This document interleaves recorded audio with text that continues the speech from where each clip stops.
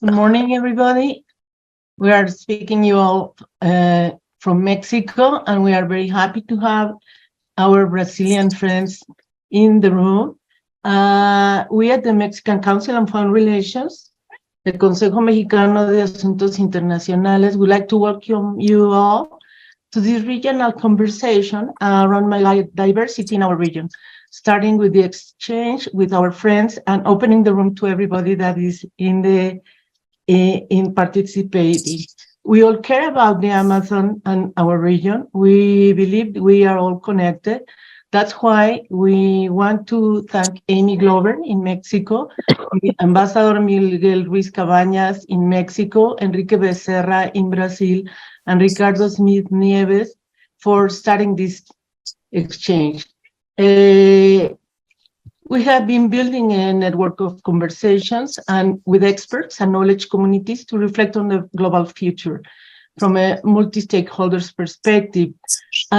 Some of us are firmly convinced that biodiversity and megadiversity are taken as, and should be taken each time as a more important matter for all world affairs.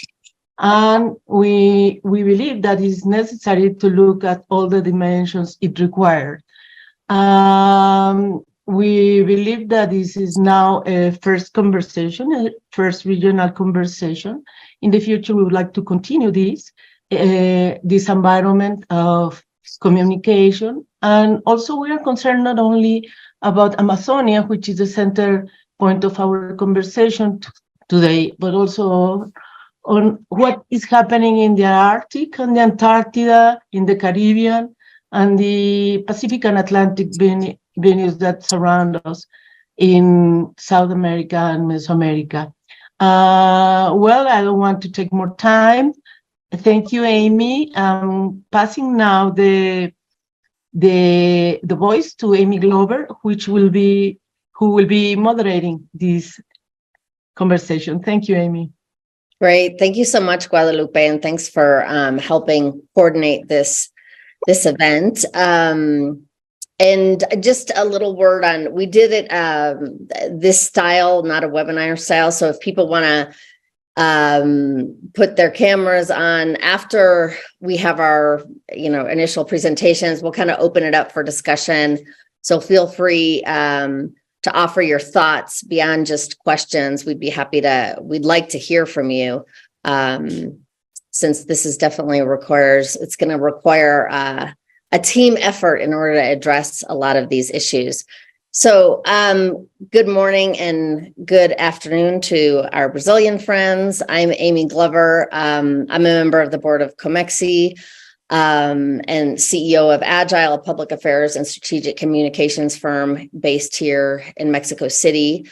I'm excited that we're discussing this. I think the loss of biodiversity is now being regarded, together with climate change, as the key crisis that we are facing, both locally, regionally, and globally as a result of human activity and the consequence that this has had for the decline of ecosystems, both marine and terrestrial landscapes.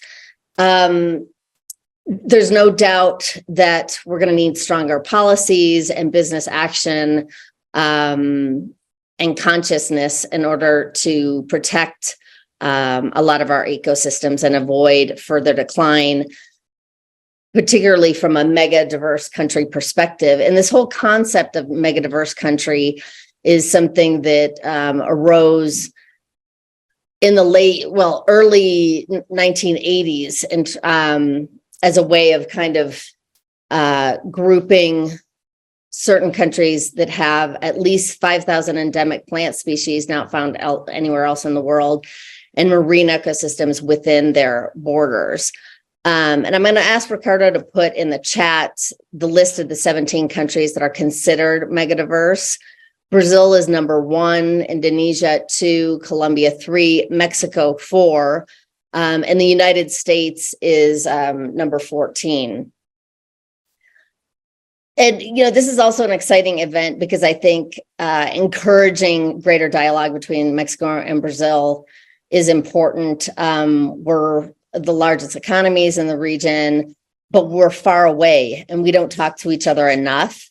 And in order to be successful in really reverting a lot of the environmental damage that has been done to date, we're going to need to encourage these conversations.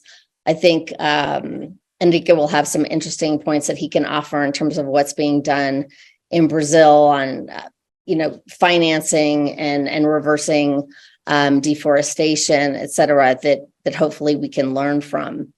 Given the fact that, this is another one of those key issues that requires coordination on various fronts.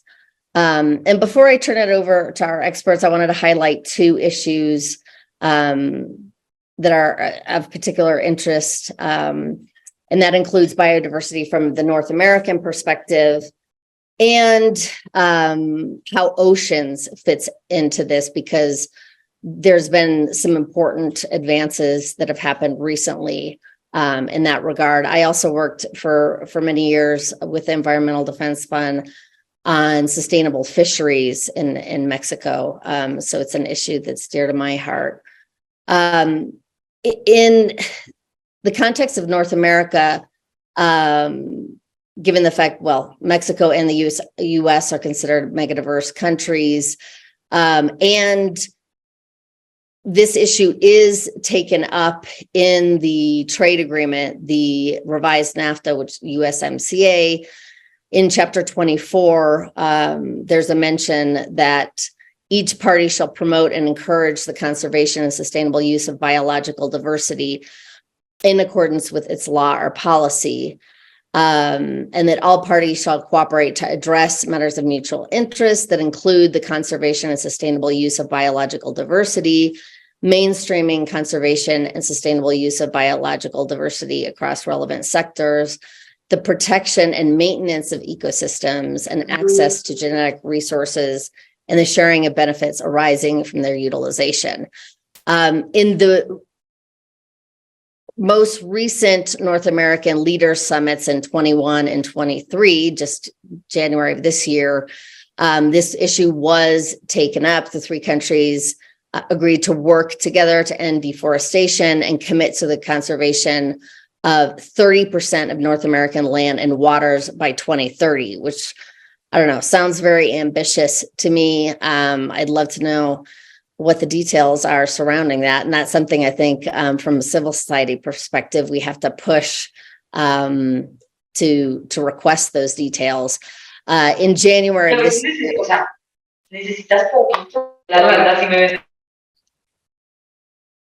Sorry. Can we all mute our microphones? I forgot to say that at the beginning. They in the discussion in January of this year, they also committed to advancing indigenous-led conservation, which is also relevant, obviously, from an Amazon standpoint. And just a final brief note on internal politics in the U.S. Unfortunately, as we all know, the U.S. is extremely politically divided right now, and the environment, particularly climate change, has been a key sticking point. In the US, there are climate change deniers. It appears, that former President Trump probably is one of them. So beyond the technical issues surrounding a discussion, a technical and scientific discussion of biodiversity, the politics of this is extremely important. And how we get around politics in order to achieve our goals is something I think we need to consider. And it appears that discussing biodiversity is more amenable to Republicans than talking about climate change. And when you talk about biodiversity, and I guess I'm talking about it in a very vague and general way, but you start talking about actual plants, animals, species, physical locations, which is a little bit easier for people to get excited about than talking about emissions. So from just that, political standpoint in the US, pushing the biodiversity angle might be a way to get everybody on the same page moving forward. So now just a quick mention of oceans. The oceans contain 95% of the planet's ecosystems and soak up around 30% of the carbon dioxide, which means that oceans are a very important carbon sink. And, if it weren't for our beautiful oceans, we'd be in much more dire straits. However, this also feeds into the warming of the oceans, which has detrimental effects for the ecosystems, for many of the, for fisheries and a variety of other things. Just in March of this year, there was a high seas treaty agreed to, which is a framework to establish marine protected areas known as MPAs to preserve and sustain, manage marine biodiversity in international waters. And there was an agreement to place 30% of the seas into protected areas by 2030 to safeguard and regenerate marine nature, which is extremely ambitious again, and potentially exciting as long as there's a way to actually move forward and ambitiously enforce these ideas. And then, turning to an issue which has been a hot topic in Mexico in the Sea of Cortez, the issue of the vaquita marina, or in English, it's just called vaquita. It's a species of porpoise, is in danger of extinction. And I actually studied this issue pretty closely. It's going to be tough to save the vaquita, frankly. And part of the problem, there are a variety of environmental and fisheries issues related to the problem for the vaquita. One is totuaba fishing, which the bladder of the totuaba is, very highly prized in China. So there's a lot of Chinese ships that enter Mexican waters. There's overfishing. The organized crime has actually gotten involved in fishing of totuaba. So when Profepa goes up and says, hey, what are you guys doing? And the gentlemen on the boat have AK-47s. It's kind of difficult to protect the environment under those circumstances. And why is this important? Because the rule of law is also a critical aspect that we have to take into consideration if we're going to be able to protect our ecosystems. And that is tricky because this issue is, again, local, regional, and international, and there is no international enforcer. And in many ways, we've gone backwards on multilateral coordination over the last several years. So people like us who are interested in these issues, I think we have a great responsibility to push forward on this and raise the level of debate in our countries and regionally in order to achieve our environmental goals. So I will pass it over to Ambassador Miguel Ruiz Cabañas, so he can provide us with kind of an overview of what's going on since the recent COP15, kind of what we should be looking for both globally and regionally. Good morning, everyone. Thank you very much for that kind presentation, Amy. And I want to thank both of you, Guadalupe and Amy, because of these invitations. When I received your invitation, I said, quite frankly, I'm not an expert at all on the Amazonia region. But then I remember how I became interested in what was going on in the Amazonia region in the late 80s. At that time, there was a meeting of the G7. And the G7, without asking or the opinion of the Brazilian government, decided that the Amazonia region was of interest for the global community. And they started making points and saying, we have to save the Amazonia and things like that. So quite correctly, the then Brazilian government responded, look, this is an independent country. This is something that we have to care for, and we don't need, I mean, your opinions, we don't need your instructions, and Brazil will do with the Amazonia whatever it pleases. Yes, we will preserve it, but, this is an independent country. After that, there was some discussion, and it was really very interesting. Within the United Nations, the discussion took place for 2 or 3 years, and then the result was, well, let's make an international convention on protecting and preserving biodiversity. So that was the way the convention was born, and it was actually adopted in Rio de Janeiro 31 years ago at the conference of the Summit of the Earth. No, it was one of the 3 conventions adopted. The other ones were on climate change and on hazardous residues. No, it was really very, very interesting.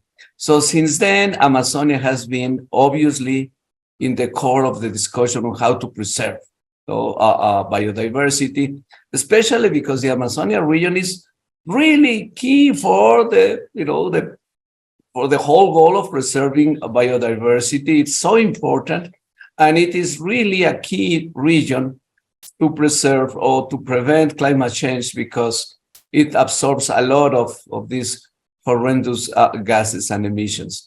So, after I remember this, I said, yes, I will make a few points of where we are now and what should happen to save the Amazonia.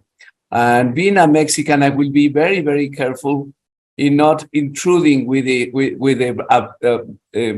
Brazilian sovereignty in the Amazonia. I will make 5 points very, very briefly. 1, what are the main challenges to preserve biodiversity in the Amazonia region? 2, is there a plan to preserve biodiversity in the Amazonia region? 3, what are the most needed measures to be taken to preserve biodiversity in the Amazonia?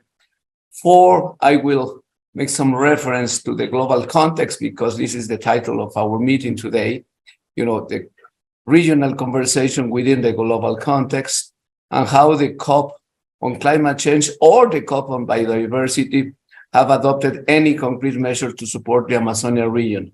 And 5, what are the conclusions of independent groups such as the Sustainable Development Solutions Network on the challenges faced to preserve the Amazonian region?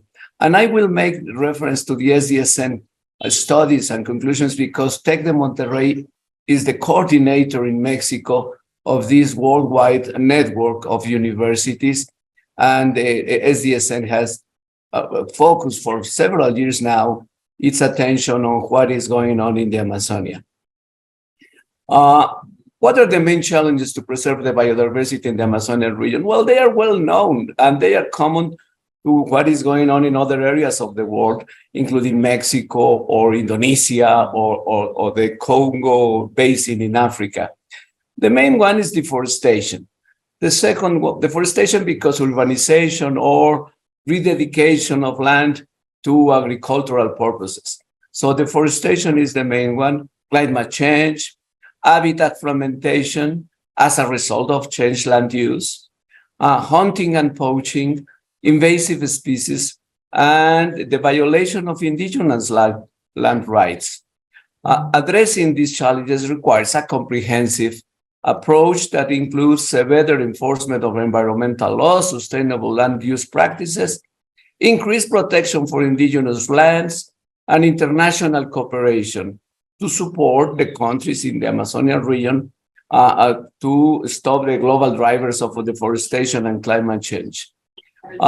When you raise the second question I just mentioned is, well, is there a plan to preserve biodiversity in the Amazonia from the countries involved, Brazil, Colombia, and Peru mainly? And, this discussion has been taking place for the last 3 decades.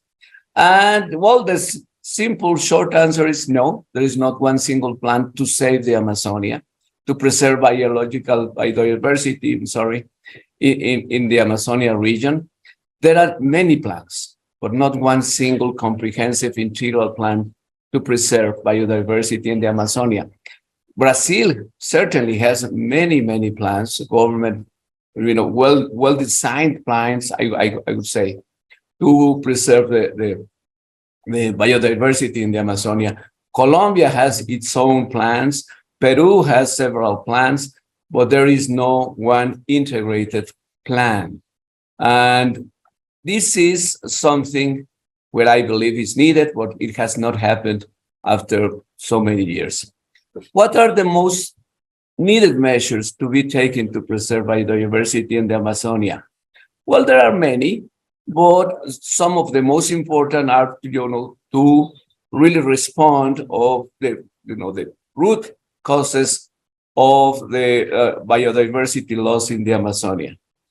First of all, in accordance with the Global Biodiversity Framework that was adopted last year in Montreal, Canada, the first thing you have to do is to strengthening the protected areas such as national parks, wildlife reserves, and indigenous territories.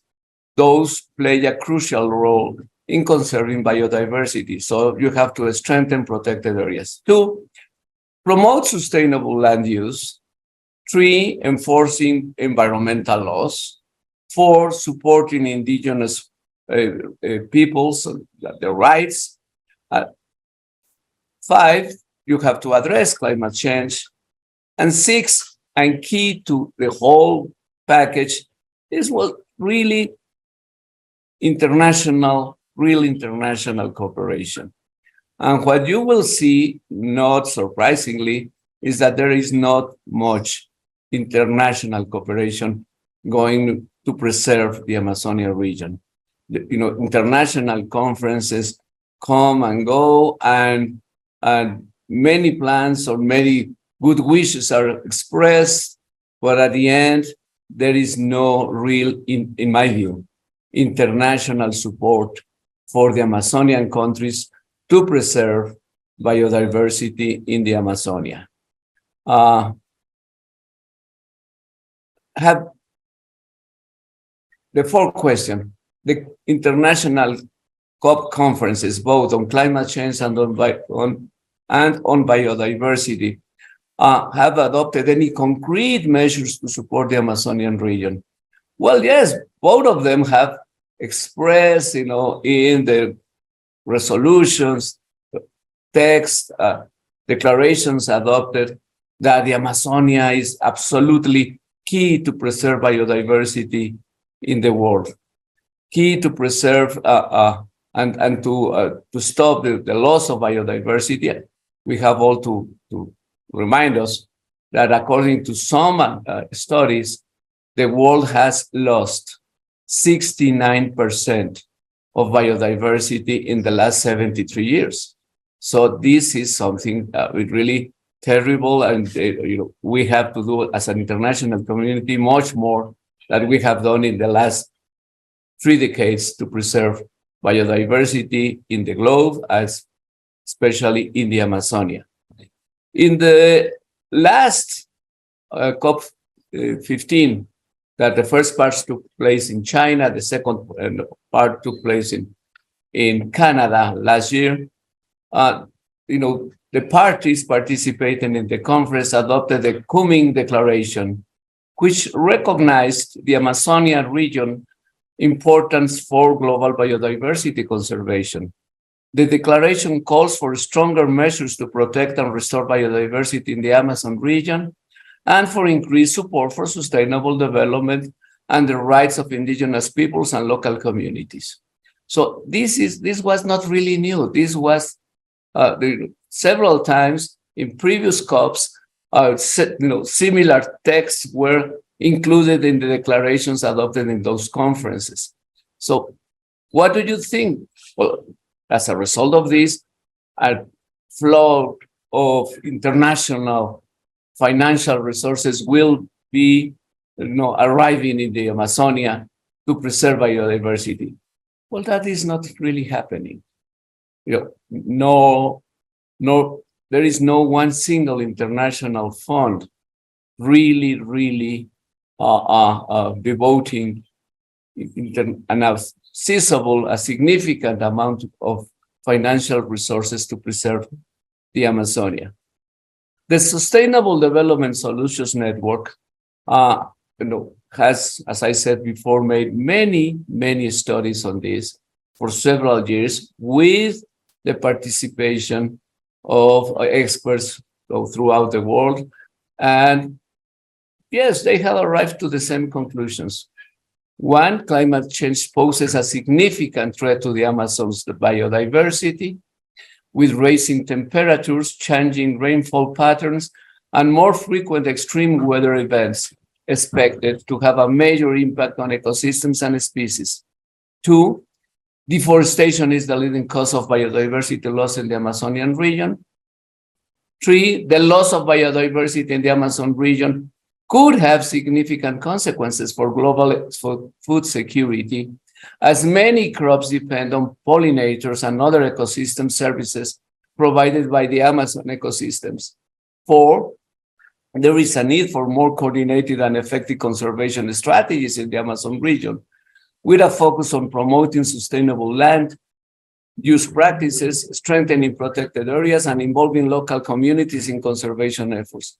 And five, addressing the drivers of deforestation and climate change will require international cooperation and support, as many of these drivers are linked to global demand for commodities such as soy, beef, and palm oil.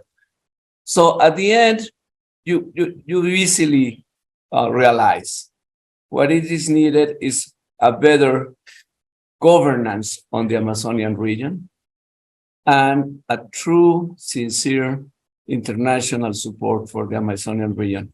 I don't think that is happening, unfortunately. I don't think that the international community is really doing something to preserve the Amazonian region, or by the same token, the Congo Basin region, or what is happening here in Mexico. You know, when you at the moment of truth, the government, not this government, but several of the last governments have done not much to preserve biodiversity in our countries. The sad thing is that without biodiversity, we are most likely to die. It can be in 10 years, 50 years, 100 years, but we will not survive. Of course, the earth will adapt itself to a new world or to a new environment, but probably they will do it, or it will do it, without the human race. Let me finish with this dramatic tone just to say, yes, we have to do something differently to protect biodiversity. There are many groups, there are many activists working on this, several of them. I mean, one is really dramatic. One is really unacceptable. One assassinations and attacks on human rights defenders or nature defenders. But this is happening in Brazil, this is happening in Mexico, this is happening in Colombia, and we all should be ashamed that this is happening. Thank you, Amy. I'm sorry for taking too much time. No, I love it. I love it. Thank you so much for that final comment. That's such an important point.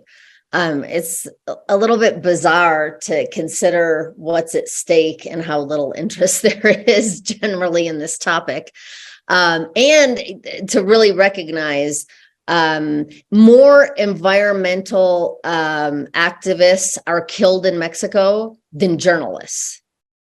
I mean, which just goes to show how many economic interests there are involved in maintaining the status quo. So if we're going to advance on this issue, Amy, if may I just add one very brief final comment? Yeah, please. That's when we saw in the previous government that there were so many activists, human rights defenders, and nature defenders being killed.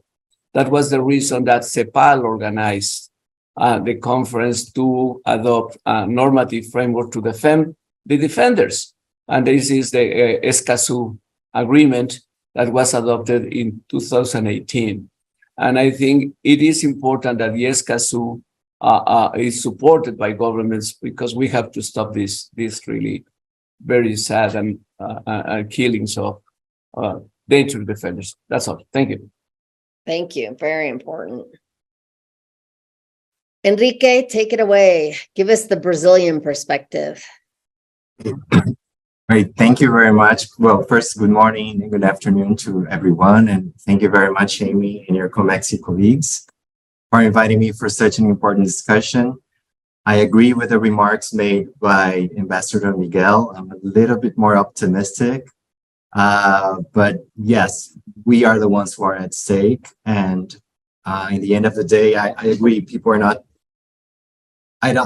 this is just a denial in a level that I cannot understand. I don't understand why people don't take these issues seriously, especially when talking about such key biomes as the Amazon, which, as you mentioned, plays a central role in stabilizing the global climate.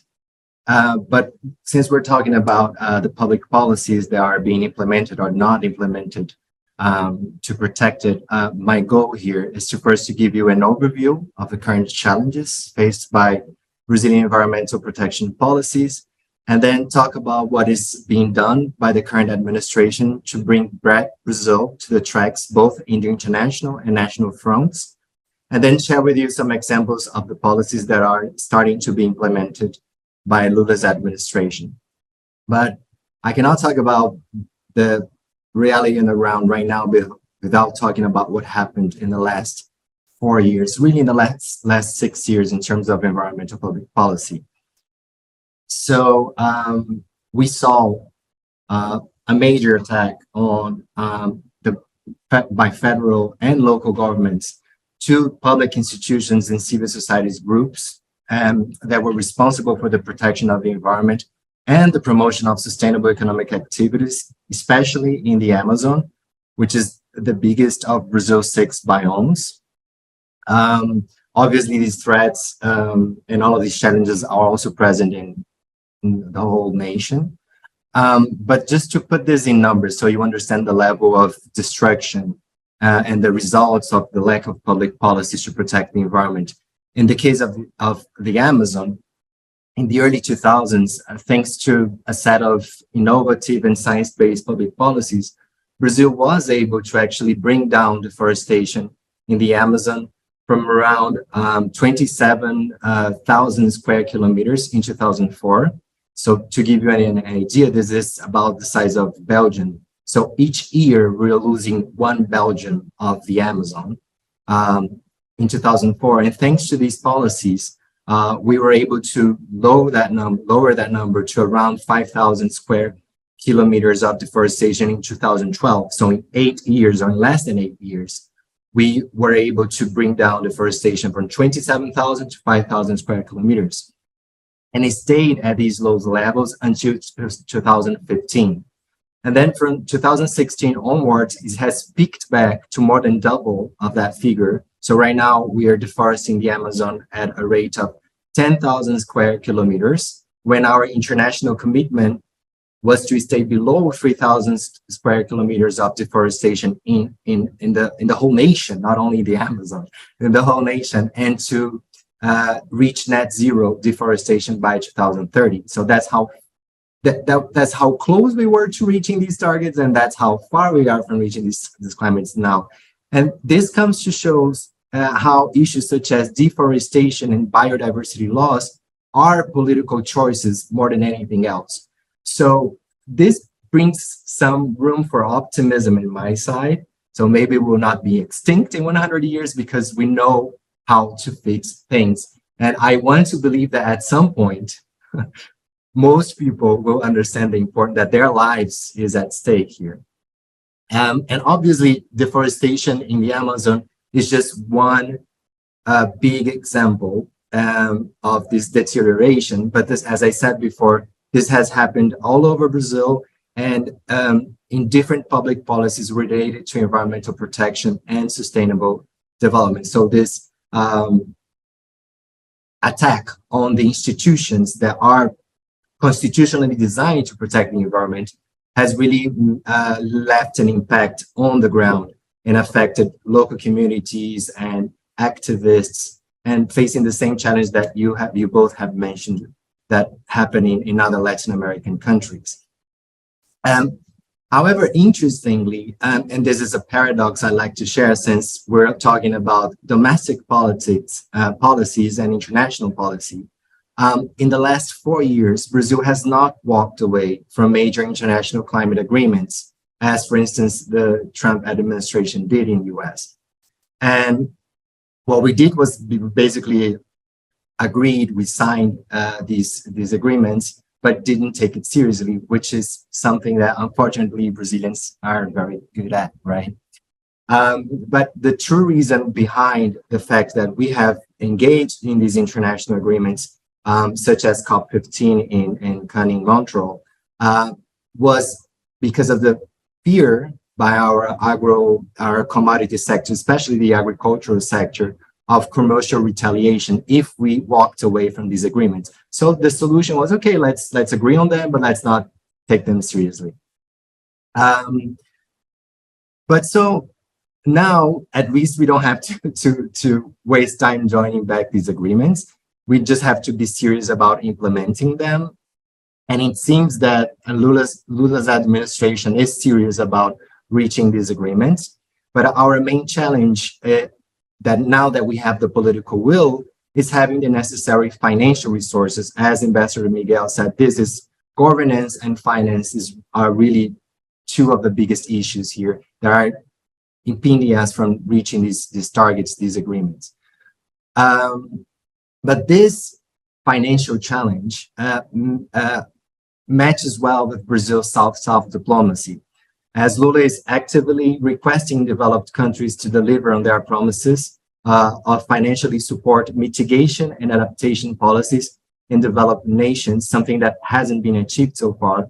Even before Lula was, right after he was elected, before he came to power, he went to the COP in Egypt, and this was his main motto, like developed nations need to deliver on their promises to finance adaptation and mitigation policies in the developing world. And he basically wants the developed world to share the costs in the Amazon case, obviously, of protecting rainforest. But this is done not just in Brazil. Our diplomacy is supporting the creation, as I think some of you have heard, of an alliance between countries like Indonesia and Congo to bring resources and share experiences in the protection of tropical rainforest, what some people are calling it the OPAP of tropical rainforests. And also Brazil is actively requesting resources for what we call the Amazon Fund, which is a fund administered by the Brazilian Development Bank, BNDES, which is arguably the biggest development bank, national development bank in the world. Well, at least was until 6 years ago. I don't have the statistics now because it was also diminished in size in the last administration. And this Amazon Fund is supported mainly by other governments such as Norway and Germany. But in the first 4 months of Lula's administration, he has already secured new funds from the United States, from the UK, and it is now negotiating funds from other G7 nations and the European Union. And these resources in the Amazon Fund are used domestically, so it's not for other countries that share the Amazon with Brazil. And their aim is to basically mainly strengthen command and control policies to combat illegal activities in the Amazon, mainly deforestation, illegal mining, logging, animal smuggling, and other environmental crimes, but also to boost what is known as the bioeconomy in order to foster the economic activities that depend on the forest alive, such as agroforestry of acai and other superfoods, to use our biodiversity for new pharmaceuticals, to promote ecotourism, reforestation related to carbon markets, and so on. And the goal is to show the local communities that they can prosper more with activities that maintain their biome alive than otherwise. The BNDES, the National Development Bank, is also playing an interesting role, even though this is new, right? In designing what they call the new blended finance solutions to promote development of the new green economy. So all these activities I mentioned, but also the promotion of renewables, which is very important here in our energy matrix. And another key policy that is being implemented by the current administration, as Ambassador Miguel also mentioned, is the speed of demarcation of indigenous territories and land ownership by other traditional communities, such as what we call the quilombolas, which are Afro-Brazilian populations that fought slavery and escaped to the interior some centuries ago. So this is a big challenge. This is right. This wasn't a big political issue a few decades ago, but nowadays it's in the center stage of the national debate, because there's a lot of opposition to that by parts of the agribusiness and the more conservative parts of Brazilian society. But the current government has already delivered on that, and it aims to increase the demarcation of indigenous lands in Brazil. And now, finally, when we look at the coming years, the Amazon will be at the center stage of the national debate, also in important issues such as energy transition and the creation of regulated carbon markets, which are issues that are also being lively debated right now in Brazil. So, as the support for the construction of big dams in the Amazon has faded away, this was a very important issue especially at the Workers' Party's first three administrations from 2004 to 2015, and this drove a lot of criticism from environmental groups. Now there is no political will for that, for the social and environmental costs of these projects, but there is increased pressure for new oil and gas exploration in the mouth of the Amazon River in what we call the equatorial region of offshore exploration. And I believe this will be the new Willow project of Lula's administration, to those that are following Biden's energy transition efforts or lack thereof. And new exploration and production in this region will certainly have a huge environmental impact, because this region is very pristine, and it has a very delicate environmental mangroves. The biggest mangroves on Earth are obviously in the mouth of the Amazon River, just because of the magnitude of it. And we'll also see in the coming months, and hopefully in the coming months, voluntary and regulated markets regulation in Brazil. And they also present both opportunities and challenges for the Amazon River, because they are very important to bring financial resources to maintain the forest alive. But there is a lot of debate on who will benefit from these resources. Will there be the communities, the traditional communities that protect the forest, or will these public lands that are not already designated as indigenous territories or national parks, they will be privatized? So there is a big debate right now related to this kind of issues from the creation of a regulated carbon market. But I hope we have more time to explore these challenges later on in this conversation, as I'm mindful of the time. So for now, this is what I'd like to share with you. So thank you very much. Awesome. Thank you, Henrique. Ricardo, if you want to jump in. Yeah, sure. Thanks, Amy. So my name is Ricardo Smith, and I'm a part of the Comexi's youth program. And also I work as a consultant at Agile with Amy. So I'm thrilled to be here with people from both this institution for this organization. And I would like to start off by underlining that there is a general sense of urgency regarding biodiversity loss and nature decline. And I would not be fulfilling my role as part of the Comexi youth program without reminding that there are new young voters who are pressing government, who are also acting as consumers, pressing companies to act on these issues, because the situation that we're facing globally is really dire. And as Amy said, biodiversity loss is deeply connected to climate change. As climate change affects ecosystems, they lose the ability to provide essential services to human beings and actually have caused a positive feedback loop that eventually makes climate change more acute. Mangroves, they protect communities in general. They help them weather the impact of hurricanes, for example. Ocean acidification, as the ocean absorbs more carbon dioxide from the atmosphere, it affects coral reefs. It becomes more acid. And the global population of coral reefs is in decline in general. And we have seen that this recent report by the Intergovernmental Science Policy Platform on Biodiversity and Ecosystem Services, they say that 1 million species are under threat of extinction. And the last 5 decades, since 1970, have been particularly devastating for ecosystems. There has been a 69 decrease in the relative abundance of wildlife around the world. And checking what these figures mean for Latin America, the figure is even higher. The abundance has decreased by even 90% in our region. So we are a region that is acutely affected by this.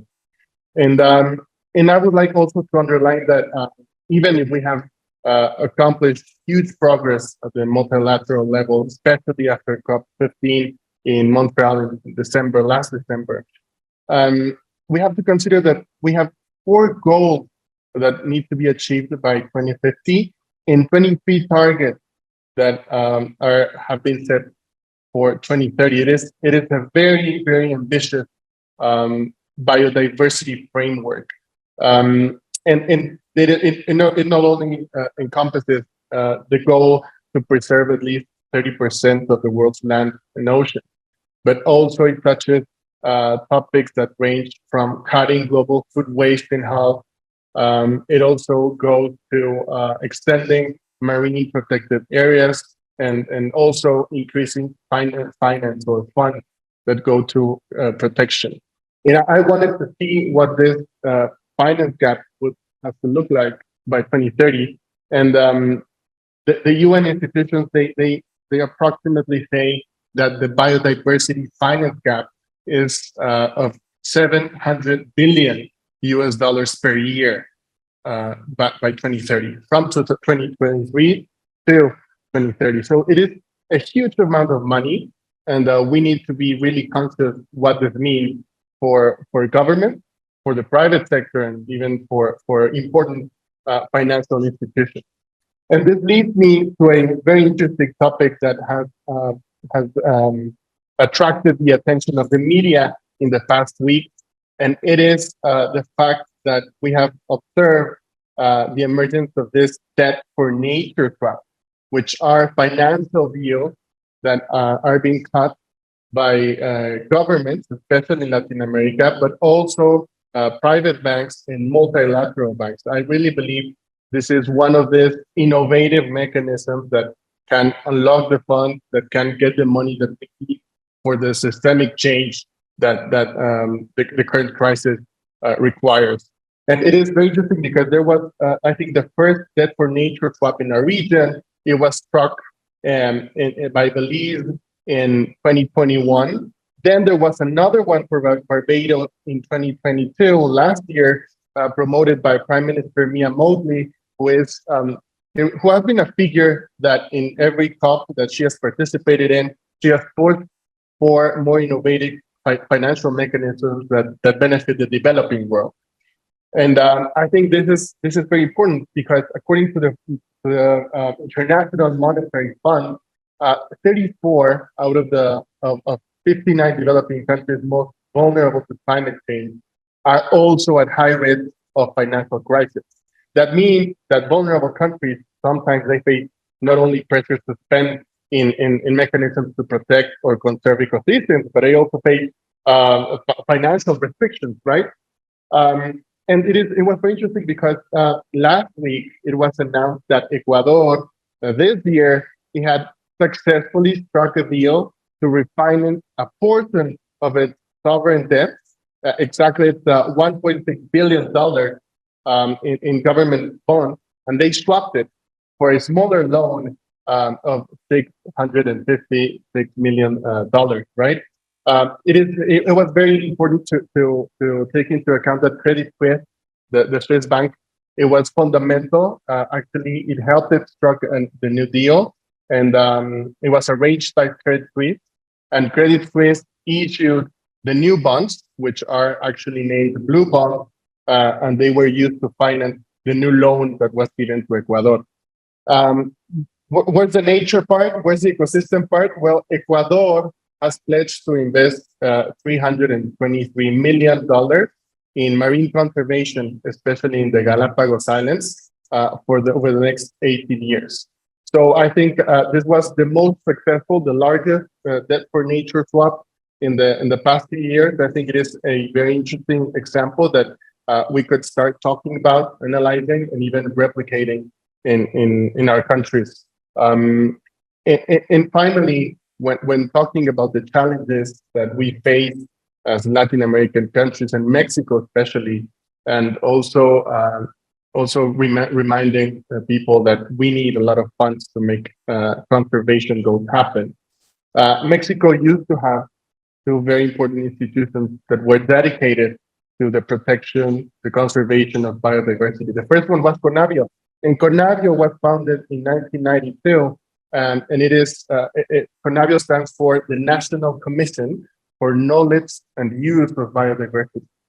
And it was mostly an institution that was funded by experts, by scientists, and they promoted studies, scientific research, so that we as Mexicans could get to know the vast richness of our nature, of our natural capital. Actually, I remember that a few years ago when I started working, I needed to get access to maps of mangroves in Mexico to locate what the total extension of mangroves was in Mexico. That information was provided by CONAVIO. CONAVIO mapped out wetlands, mangroves, which are ecosystems of high value. They are essential for the livelihoods of people, for protecting communities from hurricanes, and also they serve as habitats for a lot of species. Well, CONAVIO has been experiencing a decrease in the public funds that were directed to this institution constantly since 2017.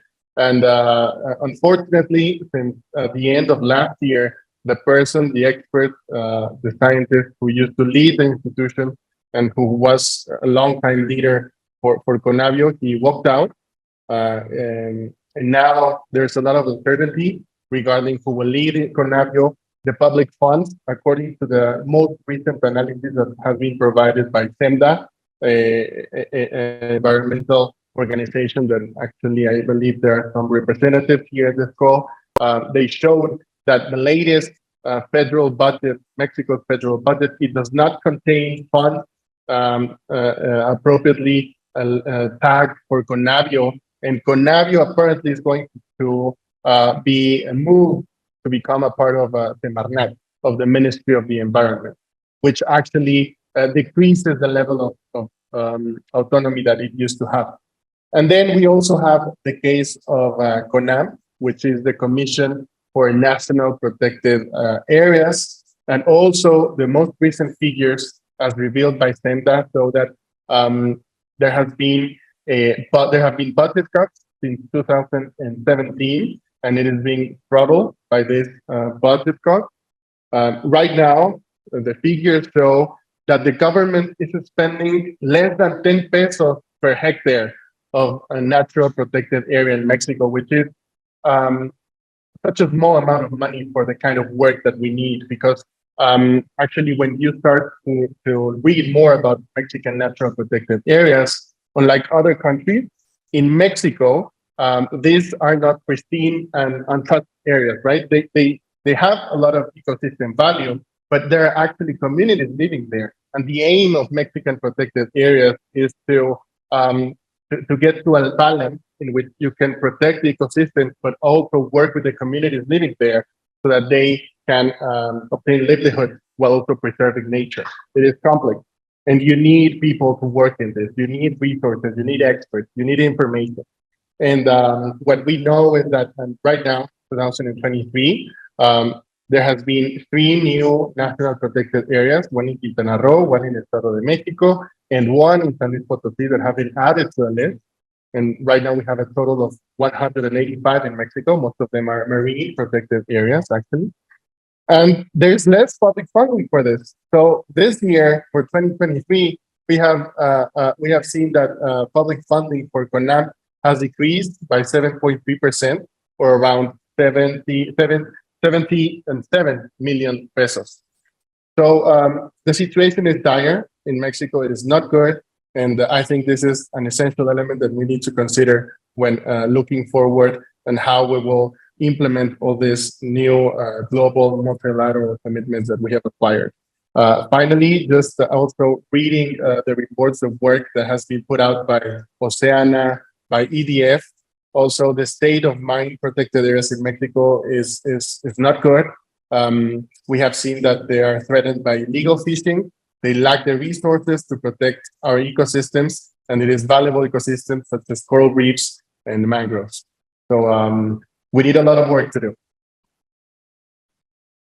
Excellent points. Thank you, Ricardo. I think in the context of Mexico, it's interesting the lack of budget for a lot of important areas, which has implied a weakening of the state in Mexico, which is precisely in order to be able to move forward on this. The whole issue again of rule of law is so critical, and without money and without legal enforcement, it's pretty tough. So I don't know, Henrique, I think you're going to have Lula talk to the president of Mexico and, do a little leftist shaming because supposedly he's of the left, but I think he probably got along better with Bolsonaro.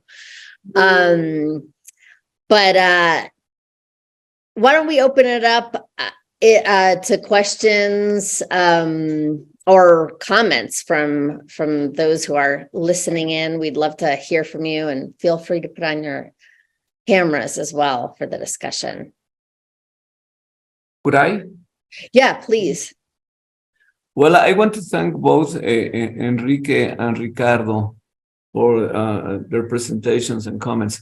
I was very, very interested in what Henrique was saying about Lula's leadership. And I want to say that I believe in President Lula, sincerely. Last COP and COP27 in Sharm el-Sheikh in Egypt, I was there, and many things were happening, but the moment then President-elect Lula arrived, it was Lula's day. No, really, everyone went to see what Mr. Lula would say, and he said very interesting things about his commitment to reverse Bolsonaro's, I wouldn't say policies, just practices. No, also his total disregard for the Amazonia's preservation, and he made several commitments. And I think if those commitments can be expressed in the policies or intentions and good intentions and policies in his government, that would be very, very important. I think President Lula this year may receive the not only the moral support, but much more than that, if he devises an Amazonian preservation plan. He can lead Colombia, Venezuela, Peru, even Ecuador, I mean, all the countries in the region to do something different. And I think, he will go this week to the G7 meeting in Japan, and he can make something. I'm just airing my thoughts. I'm not making concrete suggestions. What I would say, if he goes to the G7 meeting and he's supposed to be there, he can make a good pitch on how to save the Amazonia. I understand many of this, the details are very difficult, extremely challenging. Yes, but if there is one person that today can, envisage an integral plan to save the Amazonia, that's Lula. So my best wishes for him and for Brazil. I think he can take the leadership to do something that has not happened yet. That's my point. Thank you, Amy. Thank you. And Guadalupe, you had your hand up first, I think, and then Henrique. Yes, in a little bit in the same line of Miguel, but talking of other regions, the European Council just an hour ago adopted a resolution on cutting the fires on wood. I mean, it seems that the European community has to do with what is happening in the Amazonia.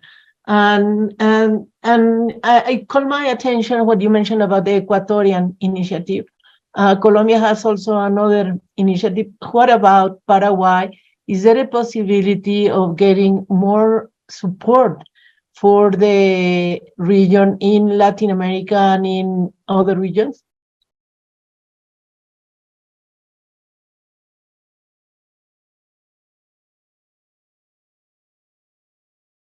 Sorry, go ahead, Henrique, if you want to.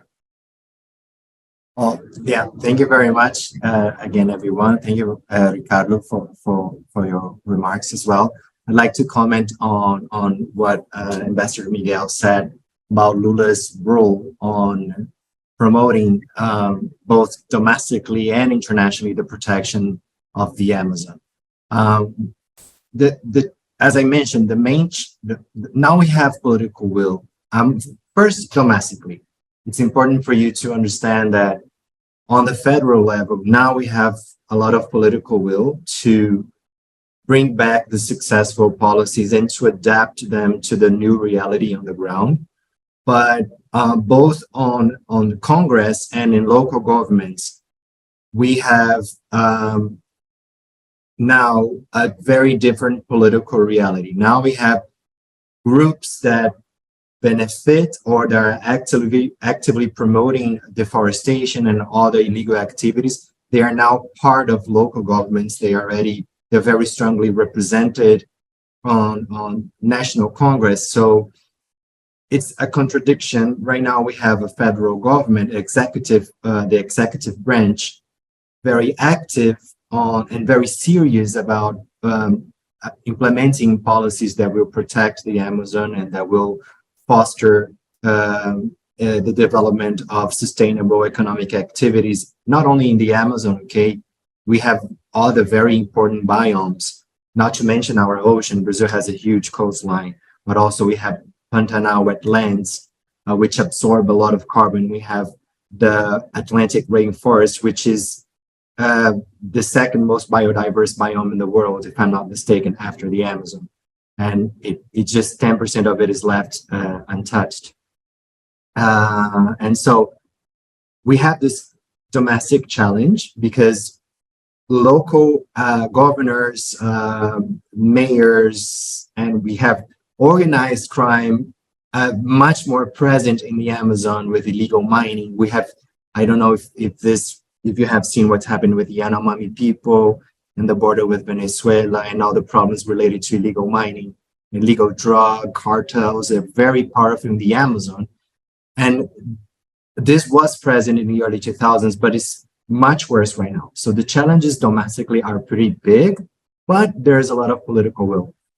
internationally, Lula sees this issue as an opportunity because Lula wants to be seen as a statesman, right? An international statesman, and he wants to be respected. And he understands that the Amazon and the protection of the environment is the one area that he can excel, and he will have the world stage if he succeeds domestically. So he sees that an opportunity. Let's hope that he forgets about Ukraine for a while, because it has nothing to add to that conversation. That's my personal opinion. But hopefully he's gonna, and I think he understands that this is an opportunity for him to shine at the international stage. So, and obviously, as Ricardo was saying, like the finance is a big challenge here as well. The Amazon, the Amazon biome is big, is the size 71% of continental United States. 60% of that is in Brazil. It's a region sparsely populated, especially where the environmental crimes are happening. So it's very challenging. It's very expensive to combat these illegal activities. So we do need resources more than ever, because of also the domestic economic context. So these are some remarks. It's not going to be easy, but the government is very serious. It is inviting the most capable experts from civil societies. They are now part of the administration. Marina, who was the environment minister in the early 2000s, which implemented these policies that lowered deforestation to record lows. She's again the minister, and she has more power than ever.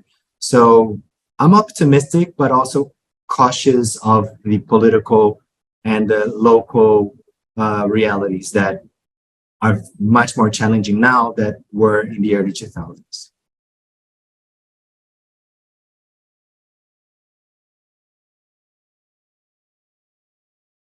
Very good.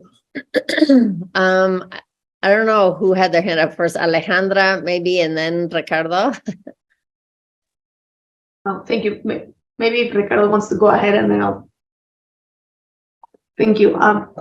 So I want to ask you, and this may be very open questions, but a lot of what you said took me back to the idea of, Amy, you said it mostly, law enforcement, and not just the local level. There's no international coordination related to environmental crimes.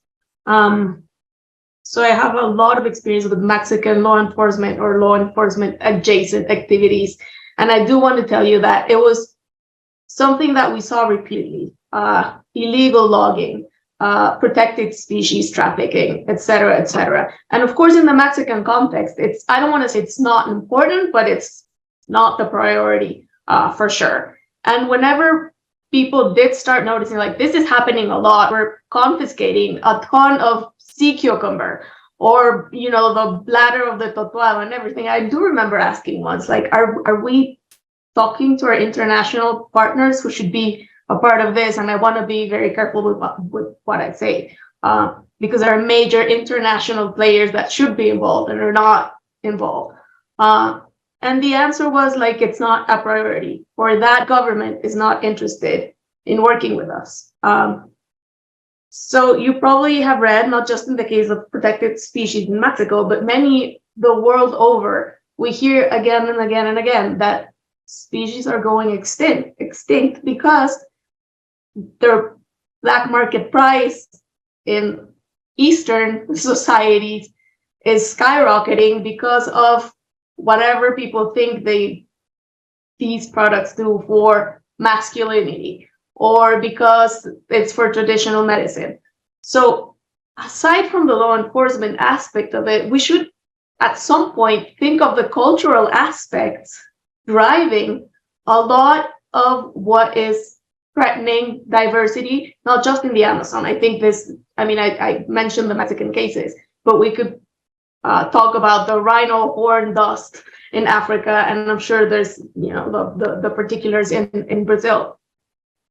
So going back to what you said, resources are needed in law enforcement, but it's also will, and understanding that even though it doesn't seem ridiculously enough as a priority, it is a priority because, and allow me to be a little bit hyperbolic with this, who cares if we stop drug trafficking if we're all going to be dead in 3 decades because of environmental depletion?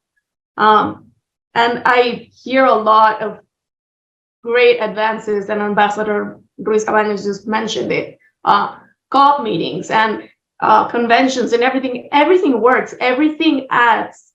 But if at the ground level, a policeman cannot stop illegal logging or, extraction of cacti, or we cannot help communities with illegal mining, then it sort of beats the purpose that we have all these legal instruments and the environment still being torn apart.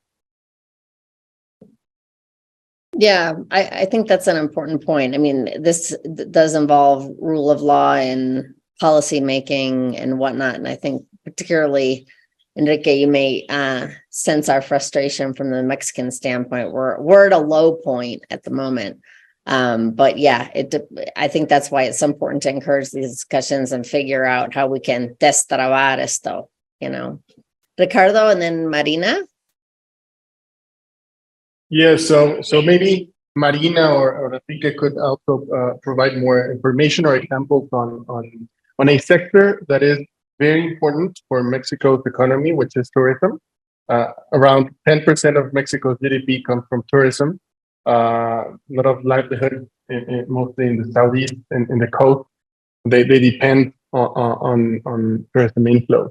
And I think this is one of the sectors where a successful implementation of conservation work can lead to both environmental and economic outcomes.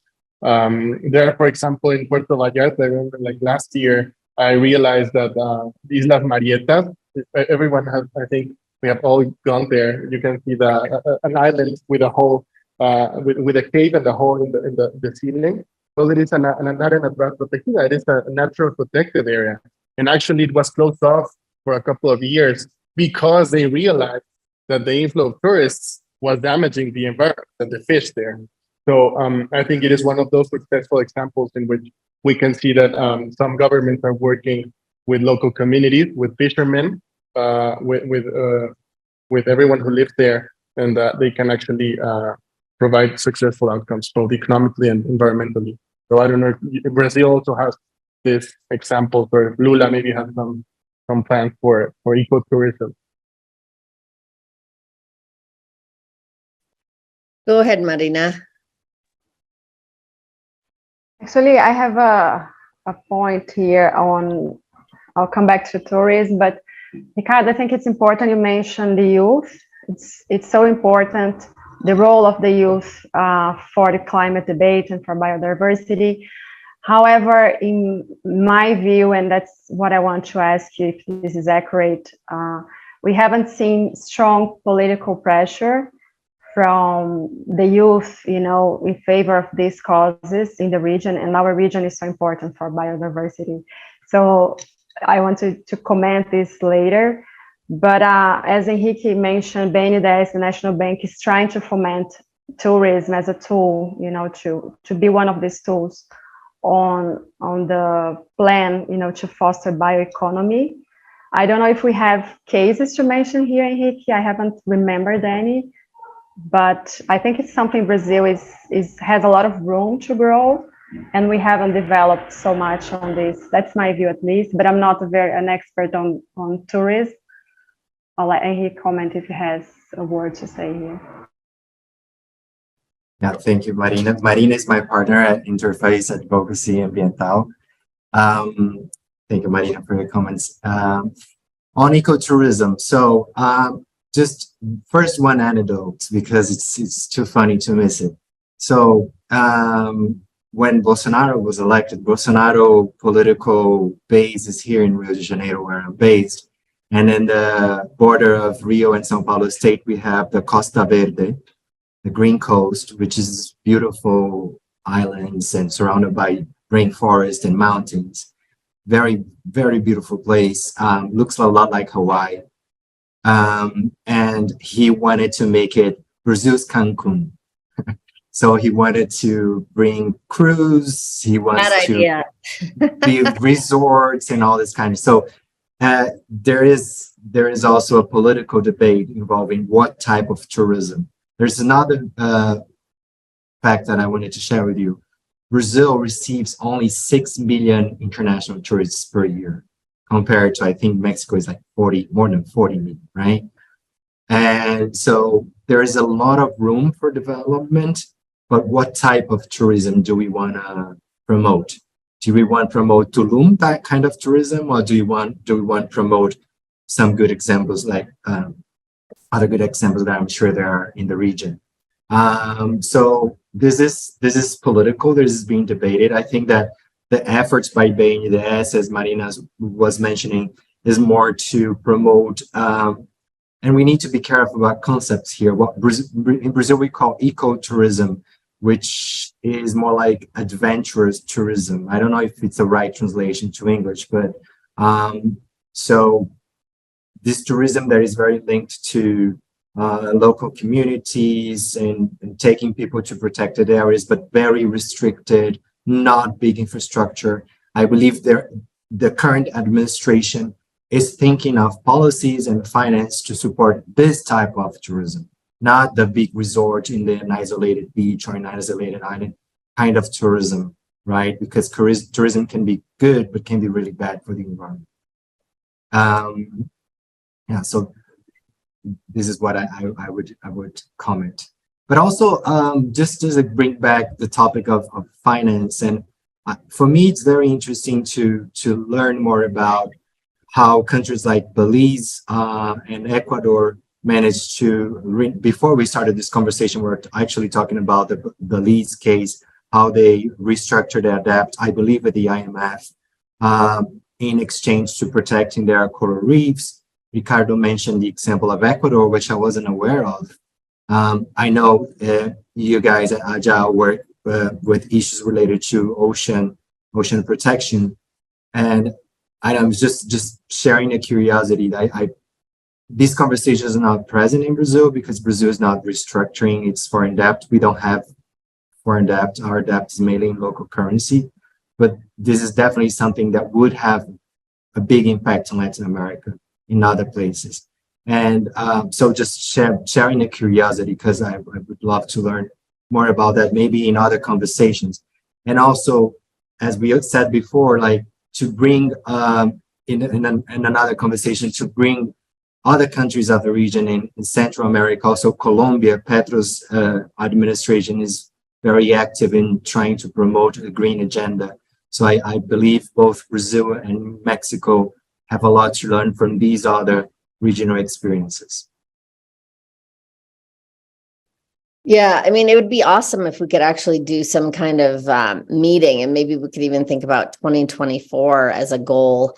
Maybe it's even something Comexi could organize. We're kind of going through a lot of internal changes in Comexi, but I think it'd be the perfect type of organization to try to schedule some kind of discussion, regional discussion on this moving forward. And to Marina's point about youth, I mean, I do think we need to think more seriously about that. I mean, in general, I mean, my perception is civil society is a bit more active and strong in Brazil. I think Mexico has improved tremendously over the last 20, 30 years. There's a new organization in Mexico called Nuestro Futuro, and they're really focused on climate, but they've been doing well in terms of communication efforts. I mean, Ricardo, maybe we should try to talk to them and figure out if there's like a biodiversity piece that, you know, we can promote via that effort. And I mean, I would be curious to know from our Brazilian friends, I mean, what is the perception of youth movements in Brazil? I mean, I find it frustratingly, I don't know, not that active here in Mexico. And then Gisela, we can turn it over to you. Really quickly, Amy, just I think Nuestro Futuro, for example, they were created during this administration, and they focused more on the energy transition part because that was maybe the most controversial issue in the environmental agenda. It has to do with the whole restructuring of the energy sector. and not as Yeah. much with biodiversity. But it is interesting because Mexico's constitution, it has the right to a healthy environment contained in it. So eventually, we could also argue that biodiversity protection should be also considered when enforcing this right. Sure. Should we let Gisela chime in? Go ahead. Yes, thank you. Thank you very much. Well, thank you, Henrique, and everyone. I think the information is very, very useful. And one of the underlying issues linked to climate change is the issue of migration caused by it. So I think that is one of the most important things that we have to pay attention to. I don't know if the Brazilian government has done something about it in particular, or if there is any study on this topic. If you can comment on that, please.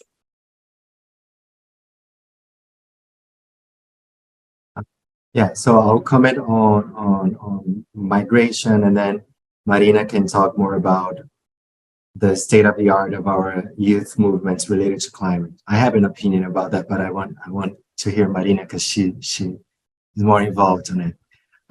No, unfortunately, I mean, Brazil is affected by regional migration, mainly from countries like Venezuela, from Haiti, but not as close as Colombia or Peru or Mexico particularly. We do have historically a lot of internal migrations and tens of millions of people that migrated from the northeast of Brazil to other regions of Brazil. Some people relate that to it's a dry region. I'm not entirely convinced the challenges the region faced were due to climate change because they happened many decades ago. So I don't think Brazil has had a very active role in this debate of climate refugees, of climate migration, because we're not very, for the moment, we're not very affected by it. And because of the complexities and the size of the countries, there are challenges, but usually the migrations are internal.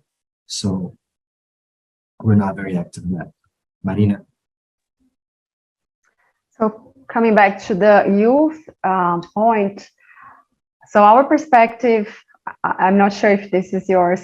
Sorry, Henrique, correct me if I'm wrong, but I think us as Interface, as a company that works with environmental advocacy, what we've been observing is that there is no like a youth platform advocating for environmental rights in Brazil as we see in other countries and regions.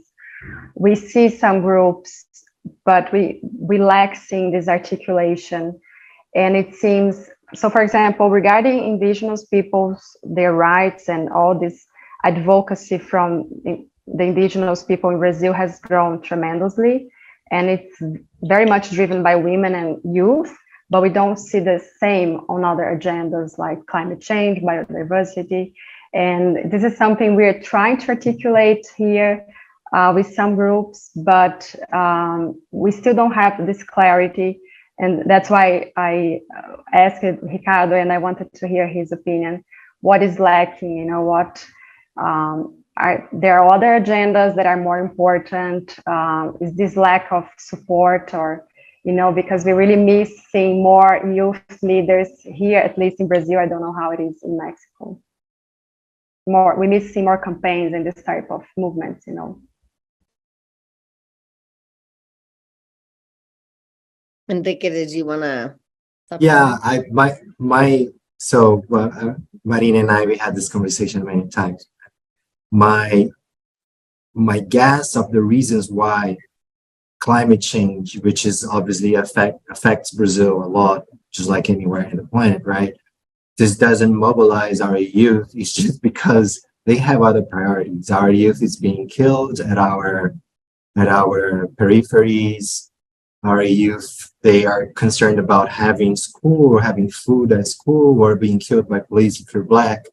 So my guess is just at the level of, we're not Scandinavian kids. The concerns are different. Maybe I'm wrong, but this is my guess of why. Now, obviously, they are as concerned, should be as concerned as everyone else, maybe even more than kids in the developed world, because they will suffer more. But I just guess it's the challenges that they face in their day-to-day life. So it's not up in their priority. That's my guess. Yeah, and I think that's a good point. And one of the key challenges we face in terms of communicating the urgency of all of these environmental issues is that,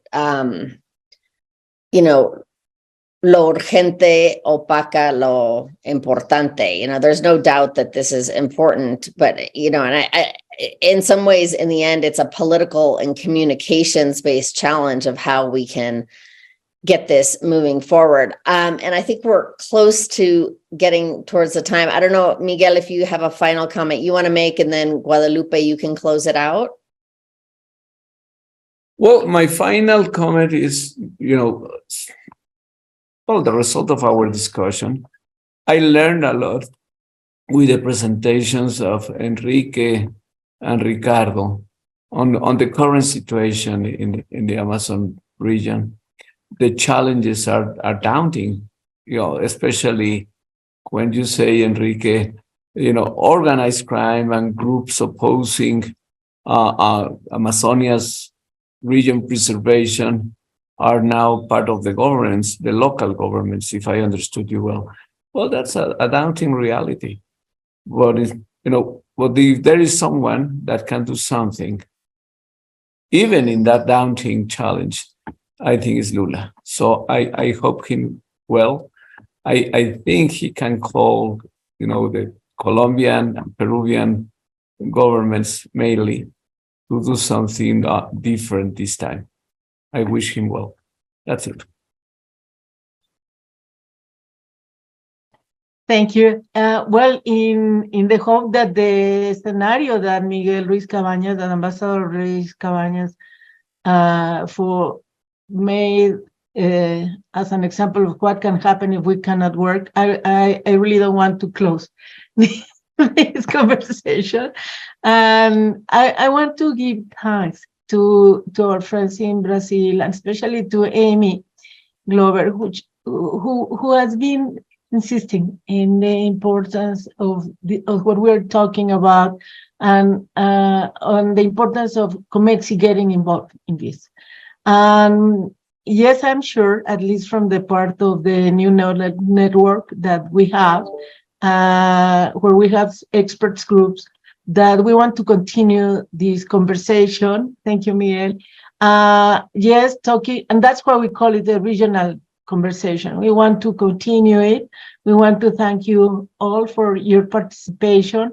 And yes, for sure, we will be doing more conversation about all these important matters for all of us. Amy.